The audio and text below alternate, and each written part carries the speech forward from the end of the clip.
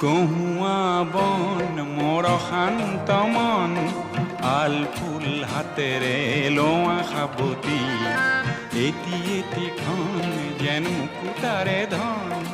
এনে হেৰুৱালে নাহে উভতি কহুয়া বন মোৰ শান্ত মন আল ফুল হাতেৰে লোৱা সাবতি